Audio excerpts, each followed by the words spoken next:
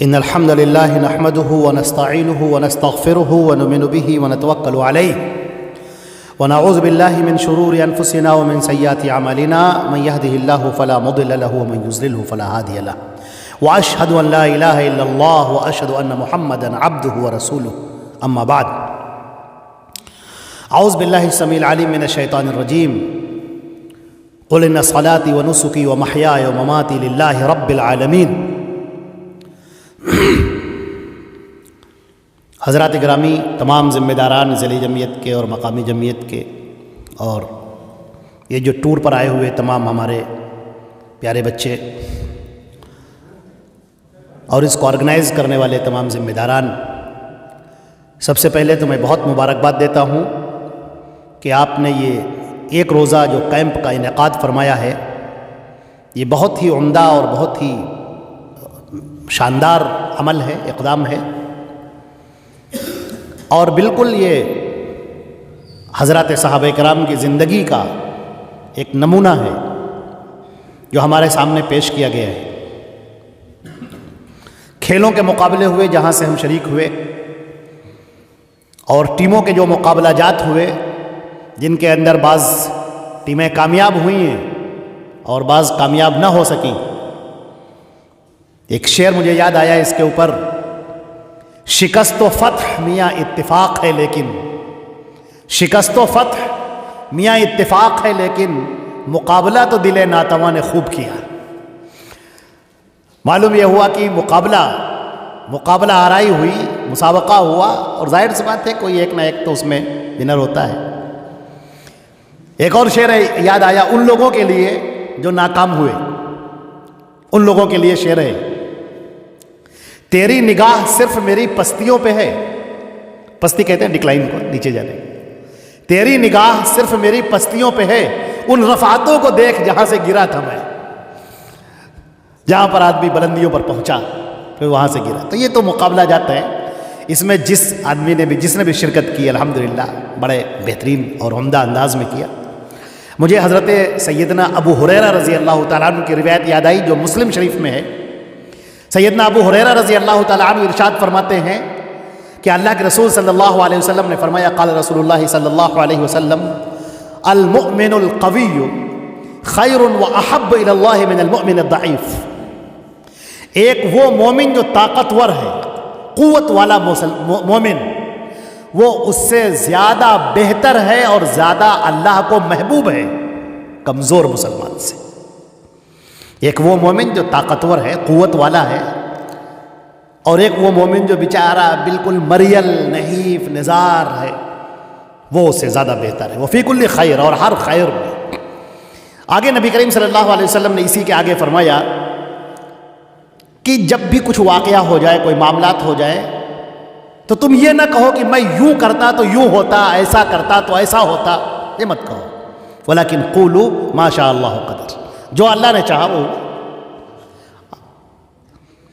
تو سب سے پہلی بات تو یہ ہے کہ یہ جو نبی کریم صلی اللہ علیہ وسلم کی حدیثیں ہیں، آپ جب اسلامی تاریخ کا مطالعہ کریں گے، اللہ کے نبی صلی اللہ علیہ وسلم کی سیرت کا مطالعہ کریں گے، خود ہمارے پیارے رسول صلی اللہ علیہ وسلم کی زندگی مبارک کو جب آپ دیکھیں گے تو آپ کو کہیں پر وہاں پر وہن نظر نہیں آئے گا، کمزوری نظر نہیں آئے گی. جوش میں بھرے ہوئے، ہر وقت پرجوش، یہاں تک کہ آپ مسابقہ کرتے تھے.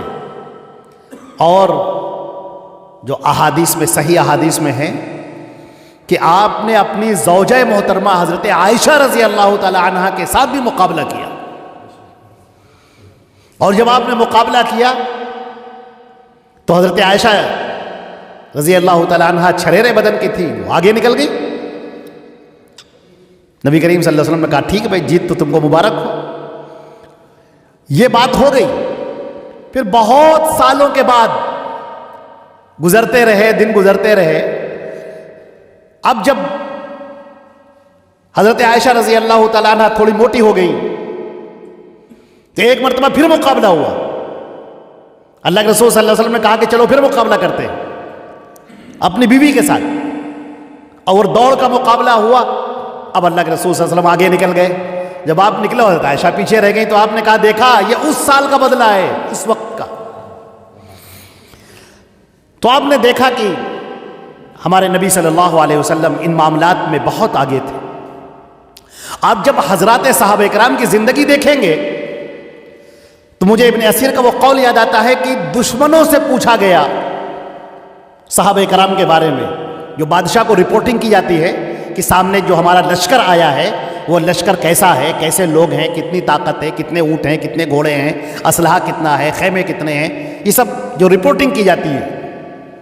تو رپورٹنگ کرنے والے نے دشمن بادشاہ سے یہ رپورٹنگ کی, کہا فرسان بالنہاری ورہبان باللیل, دن میں آپ دیکھیں تو بالکل وہ شہسوار آپ کو نظر آئیں گے, جنگ کے آدمی, میدان جنگ کے آدمی, اور رات کو جب آپ دیکھیں گے تو آپ کو انتہائی بزرگ ترین اللہ کے سامنے رونے والے, بلکنے والے, گڑ گڑانے والے نظر آئیں گے. یہ ہے زندگی صحابہ کرام کی. حضرت عمر فاروق رضی اللہ تعالیٰ عنہ نے ایک کو دیکھا, ایک شخص ہے بیچارہ گردن جھکا کے چل رہا تھا, آپ نے اس کو پکڑا اور کہا کیا بات ہے مریض انت, بیمار ہو گئے ہو کیا؟ اس نے کہا نہیں میں بیمار نہیں ہوں, میں بالکل ٹھیک ہوں. تو کہا یہ پھر بیماروں کی طرح گردن جھکا کے کیوں چل رہے ہو تم, کیوں نہیں سینہ تان کے قاعدے سے چلتے ہو کہ لگے کہ ہاں تم ایک طاقتور شخص ہو, مومن شخص ہو. تو اللہ رب العزت کو یہ بات پسند بھی ہے کہ جو اس نے نعمتیں دی ہیں اپنے بندوں کے اوپر, دیکھے اللہ نے آپ کو صحت سے نوازا ہے تو آپ صحت کے ساتھ میں رہیں, اور یاد رکھیں کہ یہ صحت اللہ رب العزت کی بہت بڑی نعمت ہے. اس جسم کا حق ہے ہمارے اوپر, جیسے کہ حدیث شریف میں آتا ہے ان لجسم کا علیک حق, تمہارے جسم کا تمہارے اوپر حق ہے. اس جسم کو خالی بیٹھ کر لوتھسم کے ساتھ بالکل پھلاؤ نہیں, فالتو میں چربی بڑھی جا رہی ہے, پیٹ نکلا جا رہا ہے, گوشت لٹکا جا رہا ہے, ہڈیاں کمزور ہوئی جا رہی ہیں, بیٹھے ہوئے بیٹھ گئے تو اٹھ نہیں پا رہے ہیں, اٹھ گئے تو بیٹھ نہیں پا رہے, یہ سب چیزیں نہیں. مضبوطی کے ساتھ نظر آئیں, قوت کے ساتھ نظر آئیں, جیسے کہ حضرات صحابہ کرام رضوان اللہ تعالیٰ علیہ مجمعین تھے.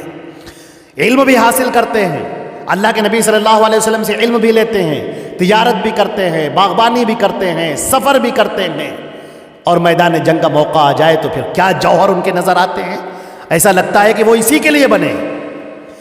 جس کام کے اندر انہوں نے ہاتھ رکھا, جس وقت وہ پڑھنے بیٹھتے ہیں تو ایسا لگتا ہے کہ انہوں نے, ان کی زندگی کا مقصد صرف پڑھنا ہی ہے, یہ اسی کے اسپیشلسٹ ہیں, اسی کے لیے انہوں نے اپنے آپ کو لگا دیا ہے. اور جس وقت وہ نماز پڑھنے کے لیے کھڑے ہوتے ہیں تو ایسا لگتا ہے کہ اب انہوں نے دنیا کو چھوڑ دیا. خود اللہ کے نبی کے بارے میں آتا ہے, حضرت عائشہ فرماتی رضی اللہ تعالیٰ عنہ کہ آپ امہات المومنین سے باتیں کرتے رہتے تھے, گفتگو کرتے رہتے تھے, دنیا جہان کی باتیں ہو رہی, اور جیسے ہی اذان کی آواز آتی تھی آپ ایک دم سے ایسے کھڑے ہو جاتے تھے کأنک لا تعرف, ایسا لگتا ہے کہ گویا کہ وہ ہمیں پہچانتی نہیں. بالکل چھوڑ چھاڑ کے نماز کے لیے کھڑے ہو گئے. اب جب نماز کے لیے آپ کھڑے ہو گئے تو ایسا لگ رہا ہے کہ بھائی ایک آپ کا ایسا ربط اللہ سے مضبوطی کے ساتھ بن گیا ہے کہ اب راز و نیاز کی بات ہو رہی ہے, اپنے دل کی ساری باتیں اللہ کے سامنے پیش کی جا رہی ہیں. شاندار عمدہ سی قرت ہے, اچھا سا رکوع ہے, اچھا سا سجدہ ہے, بہترین قیام ہے, اچھے طریقے سے تسبیحات کا پڑھنا ہے, اچھے طریقے سے سجدے کا کرنا ہے, وہ نظر آ رہا ہے. جب تجارت کے اندر بیٹھ جاتے ہیں تو ان کی نگاہ اللہ کے اوپر ہوتی ہے, کسی کو دھوکہ نہیں دیتے. آپ نے فرمایا من غشنا فلیس منا. بہترین تاجر, بہترین بزنس مین, شاندار محنت کرنے والے, شاندار قوت والے, محنت کرنے والے لوگ, یہ ہر مومن کی زندگی میں ہونا چاہیے. ہم جو بھی کام کریں پہلی بات یہ ہے کہ اس کو پوری دل لگا کے, پوری توجہ کے ساتھ کریں, الٹپ طریقے سے, ادھر ادھر طریقے سے کوئی کام نہ کریں. حضرت نبی کریم صلی اللہ علیہ وسلم کا معاملہ یہ رہا کہ آپ نے, روایت موجود ہے, بخاری شریف کی روایت ہے کہ اللہ کے نبی صلی اللہ علیہ وسلم مسجد نبوی میں حبشہ کے لوگ آتے تھے اور وہ خنجر کا مظاہرہ کیا کرتے تھے, تلوار چلانے کا, خنجر پھینکنے کا, برچھی پھینکنے کا, اور اچھل کر حملہ کرنے کا. آدمی جو زمین سے اٹھ جاتا ہے اور تو چاروں طرف تلوار گھماتا ہے گھوم کے, یہ سارے مقابلہ جات ہوتے تھے. اللہ کے نبی صلی اللہ علیہ وسلم اپنی بیوی حضرت عائشہ رضی اللہ تعالیٰ عنہ کا لے کر, وہ آپ نے ان کا سر یہاں اپنے مونڈھے پہ رکھا, شال سے ان کو چھپایا, پردہ کرایا ان کو, اور اس کے بعد ان کو وہ مسجد نبوی میں حبشیوں کا وہ کھیل دکھایا. وہ جو کھیل ہو رہا ہے ان کا, یہ کھیل کیا بلکہ اس کا مظاہرہ ہے. اپنے فن کا مظاہرہ ہے، تلوار چلانے کا، نیزہ چلانے کا، برچھی پھینکنے کا، اور طویل بہت دیر تک یہ چلتا رہا، اور اللہ کے نبی کھڑے ہوئے ہیں، آپ بھی دیکھ رہے ہیں۔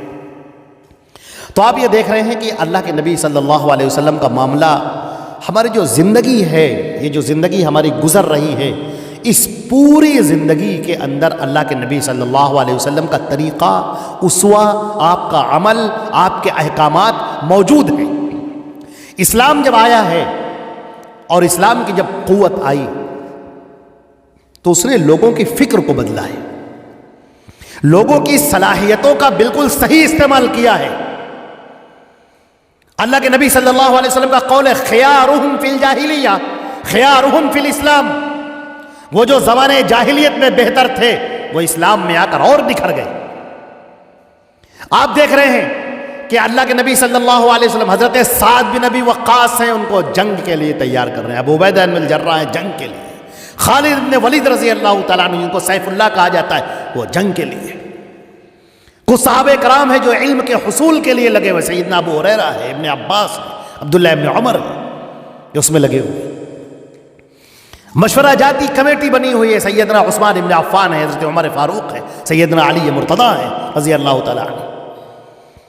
ایک مسلم معاشرہ جس کی بنیاد یہاں سے ہوتی ہے، قل، آپ یہ کہہ دیجئے، ان صلاتی و نسکی و محیایا و مماتی للہ رب العالمین، اے نبی آپ یہ کہہ دیئے، بے شک میری نماز، میری قربانی، میری زندگی کا ہر زاویہ، میری پوری زندگی، میرا مرنا، میرا جینا، سب اللہ رب العزت کے لیے، سب اللہ رب العزت کے لیے۔ عزیزان محترم، سب سے پہلے ہم اپنے ذہن کو ٹھیک کریں، اپنے دل کو ٹھیک کریں۔ یہ دل اور ذہن کا ٹھیک ہونا عقیدہ توحید سے بھرپور ہونا، عقیدہ توحید سے، ایک اللہ کی ذات سے وابستہ ہونا، یہ بہت بڑی طاقت سے اپنے آپ کو جوڑ لینا ہے، اور اس کے بعد علم کی طرف آگے آئیں۔ اللہ کے نبی صلی اللہ علیہ وسلم کی پیاری احادیث، قرآن پاک کی تفسیر، احادیث، زندگی کے معاملات، معاشرت، یہ کیسے ہو، اللہ کے نبی نے اس میں کیا فرمایا ہے، وہ ساری چیزیں ہمارے سامنے ہونی چاہیے، اور ایک شاندار بہتر مسلمان کی زندگی سامنے آنی چاہیے۔ ایک مسلمان جو قوتوں سے بھرپور ہے، جو پرجوش ہے، پر ہمت ہے، حوصلے والا ہے، ایماندار ہے، سچا ہے، صادق ہے، محنت کرنے والا ہے، اور معاشرے کو کچھ دینے والا ہے، سچائیوں کے ساتھ کھڑا رہنے والا ہے، جو صادق ہے، جو الامین ہے۔ ایک مسلم کی یہ خوبیاں ہیں، جس کا دل ایمان سے بھرپور ہے، توحید سے آشنا ہے۔ لہٰذا ہم اپنے تمام لوگوں کو یہ نصیحت کرتے ہیں اور عرض کرتے ہیں کہ جیسا یہ میں نے دیکھا یہاں پر الحمدللہ، یہ جو کیمپنگ ہے اور یہ جو نکلنا ہے بہت عمدہ ہے، بہت شاندار ہے، یہ ہوتے رہنا چاہیے۔ اور آپ لوگ بھی یہاں سے یہ تو ایک تربیتی کیمپ ہے، اس کا مطلب یہ ہے کہ یہاں سے نکل کر بھی آپ کو ایسا ہی کرنا ہے۔ ایسا نہیں کہ جاڑا بہت زیادہ لگا جا رہا ہے، بس رضائی کے اندر چپ چاپ گھسے ہوئے، باہر نکلا، ہاں ابھی کوہرا ہے بھی اور اندر پر نہیں، صاحب باہر نکلیے، فجر کی نماز پڑھیے۔ جس وقت وہ آپ نماز پڑھ رہے ہوں گے، اس وقت جو اللہ کی برکتیں آپ پر نازل ہو رہی ہوں گی، ہر ٹھنڈے کو پار کر کے دور کر، من صلی البردین دخل الجنہ، جو ٹھنڈک والی جس نے جو نمازیں پڑھ لی فجر کی اور عشاء کی، وہ جنت میں داخل ہو گیا۔ یہ آپ کے اندر کے عزم کو بتاتا ہے، اندر کی طاقت کو بتاتا ہے کہ آپ کتنا ڈٹرمنیشن کر سکتے ہیں آپ، اور کتنے عزم کے ساتھ اور حوصلے کے ساتھ آپ آگے بڑھ سکتے ہیں۔ جو شخص صبح کے وقت اپنی رضائی کو اتار کے بستر سے اتر نہیں سکتا، وہ کیا زندگی میں کام کرے گا؟ جو ایک فیصلہ نہیں کر سکتا، وہ کیا کرے گا آگے چل کر؟ تھوڑی سی ٹھنڈک کا جو مقابلہ نہیں کر سکتا، جو باہر نکل کر اللہ رب العزت کے سامنے نماز کی ادائیگی نہیں کر سکتا، اس سے کیا کرے گا آگے چل کر؟ ویسے کاہل مت بنیے، طاقتور بنیے۔ المومن القوی، جو مومن طاقتور ہے، خیر، وہ بہتر ہے، واحب، اور اللہ کے نزدیک زیادہ محبوب ہے، من المومن الضعیف، اس کمزور مسلمان سے۔